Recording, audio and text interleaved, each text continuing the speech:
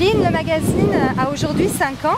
Racontez-nous un peu l'évolution de la section ambiance au cours de ces 5 dernières années. Au début, dans le magazine, on n'avait aucune section ambiance. Et au fil du temps, je trouvais qu'il manquait quelque chose pour venir agrémenter et faire le lien entre le savoir, qui sont les articles beaucoup plus informatifs, et le saveur, qui sont les recettes qui reprennent ou qui mettent en application ce qu'on apprend dans le savoir. Mais tout ça fait partie de l'art de la table, de recevoir, de créer une ambiance. Donc, Ambiance est née. Au départ, il y avait quelques pages seulement de ambiance et au fil du temps, c'est devenu 2, 4, 6, 8 pages et de plus en plus, il évolue. Donc, peut-être il sera encore plus volumineux éventuellement. Mais il a fait une très belle évolution au fil du temps. Lynn, j'imagine que quand on fait une section aussi importante dans le magazine, il y a forcément eu des défis à un moment donné, des hauts, des bas, des numéros plus mémorables qu'un autre, des numéros que vous avez préférés peut-être même.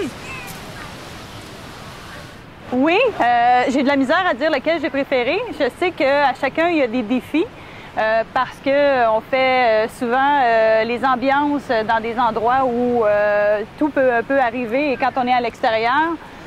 Un de ceux que je me souviens qui a été particulièrement grand défi, c'est le pique-nique sur la neige qu'on a fait, je me souviens plus exactement à quel moment, mais une journée où il a fait excessivement froid et on était avec les enfants et les enfants mangeaient puis tout était glacé et là il y avait les mains glacées, donc il fallait qu'ils rentrent à l'intérieur, sortent à l'extérieur.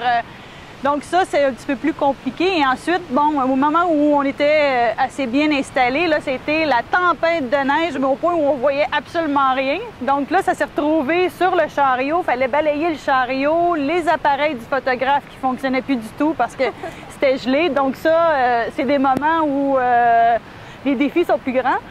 Un de mes coups de cœur, ça a été vraiment on a fait une ambiance à Saint-Gabriel-de-Brandon sur le bord de l'eau et on avait recréé avec un voilage, une espèce de petite tente et c'était romantique, super beau. Le coucher de soleil a été magnifique et même nous, on a eu un moment à ce moment-là où on a pu en profiter, ça a été génial.